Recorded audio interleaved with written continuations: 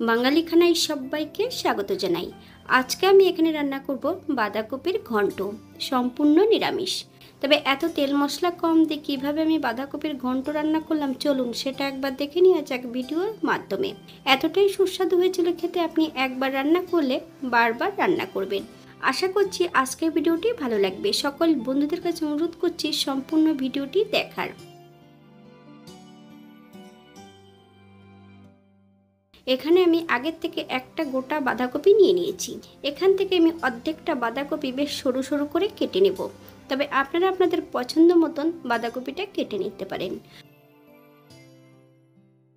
আমি ঠিক এমন সরু করে কেটে নিয়েছি। কাটার পর বেশ পরিষ্কার করে ধুয়ে রেখেছি।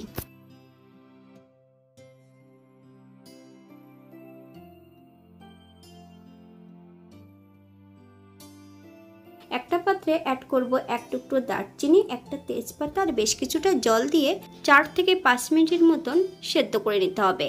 দারচিনি এবং তেজপাতা যদি সেদ্ধ করার সময় ব্যবহার করা হয়, বাঁধাকপির কিন্তু তাহলে নিজস্ব গন্ধটা থাকবে না।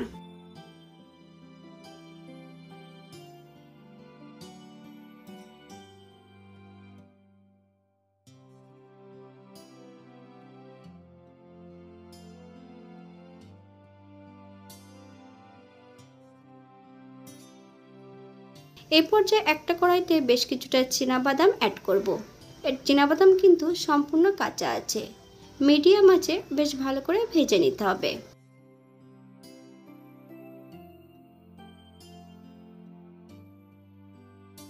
এক চামচ গোটা ধনে, 1 চামচ গোটা জিরে, দারচিনি, এলাচ, লং, 3টে শুকনো লঙ্কা। শুকনো খোলায় বেশ 3 থেকে 4 মিনিটের মতন একদম লো ফ্লেমে কিন্তু এটা ভেজে নিতে হবে।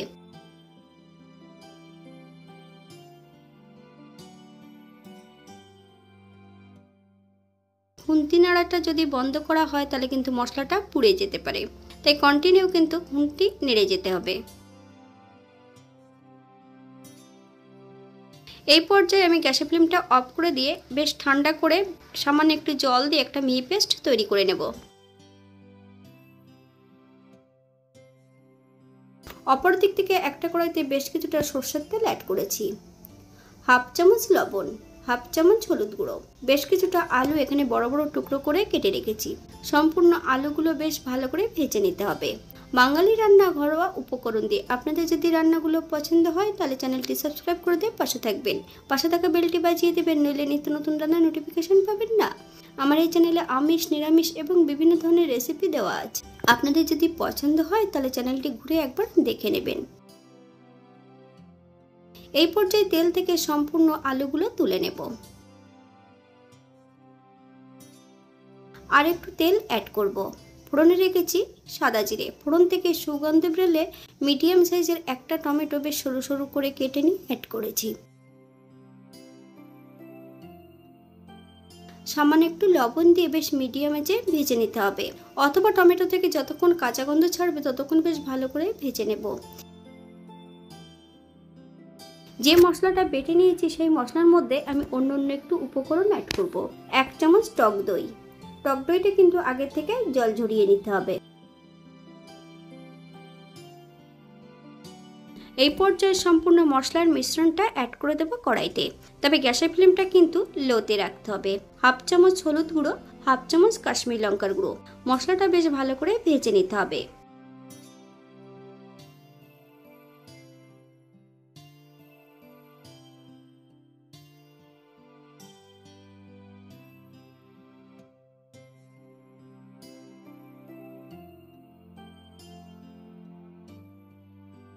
মশলা ধোয়া বাটি থেকে বেশ কিছুটা জল অ্যাড করব। মশলা থেকে যতক্ষণ তেল না ছাড়ছে ততক্ষণ বেশ ভালো করে মশলাটা কষিয়ে নিতে হবে।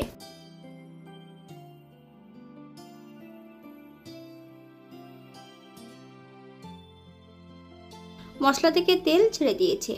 অপর দিক থেকে আমি সম্পূর্ণ বাঁধাকপিটা কিন্তু সেদ্ধ করে জল ঝরিয়ে রেখেছি।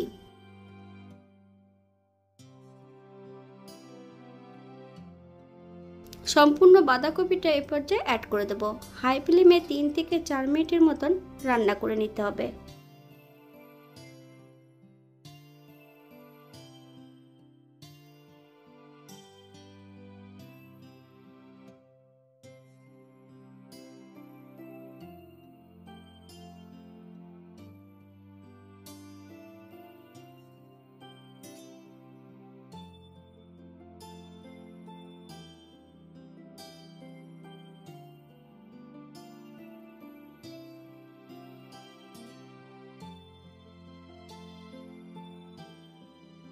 হাফ চামচ লবণ, আপনার স্বাদ অনুসারে লবণটা অ্যাড করবেন।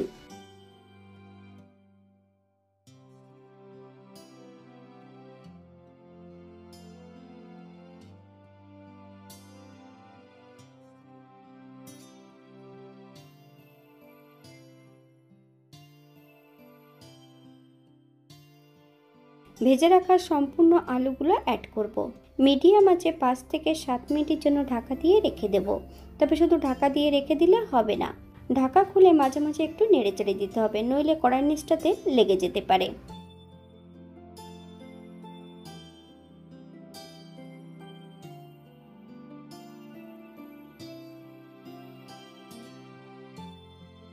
সাত মিনিট পর 1 চামচ চিনি অ্যাড করব। আপনারা যদি পছন্দ করেন তাহলে পরিমাণে বাড়িয়ে দিতে পারেন।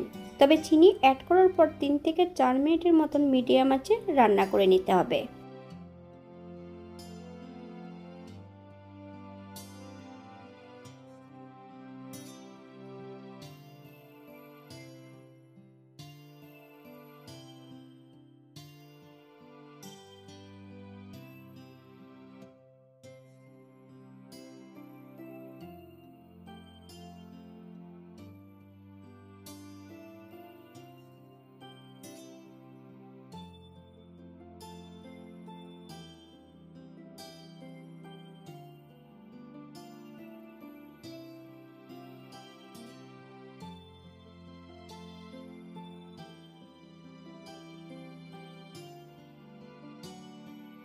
এক চামচ ঘি, আপনারা যদি পছন্দ করেন তাহলে পরিমাণে বাড়িয়ে দিতে পারেন। গ্যাসের ফ্লেমটা অফ করে দিয়ে 5 মিনিটের জন্য স্ট্যান্ডিং টাইম দেব, তারপর সার্ভ করব।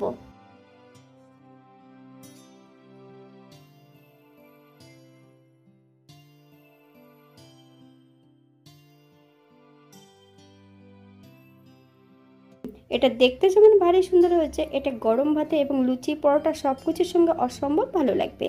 আপনারা বাড়িতে একবার একই পদ্ধতিতে বানিয়ে নেবেন। তবে আজকে আমি এখানে বাঁধাকপির তরকারি রান্না করেছিলাম সম্পূর্ণ নিরামিষ। আপনারা যদি পেঁয়াজ রসুন বা মাছের মাথা দিয়ে যদি পছন্দ করেন তাহলে সেগুলোও কিন্তু আমার এই চ্যানেলে দেওয়া আছে, আপনারা একবার চ্যানেলটি ঘুরে দেখে নেবেন। এখানে যে উপকরণগুলো আমি অ্যাড করেছি আপনারা এর থেকে কম বেশি করে নিতে পারেন।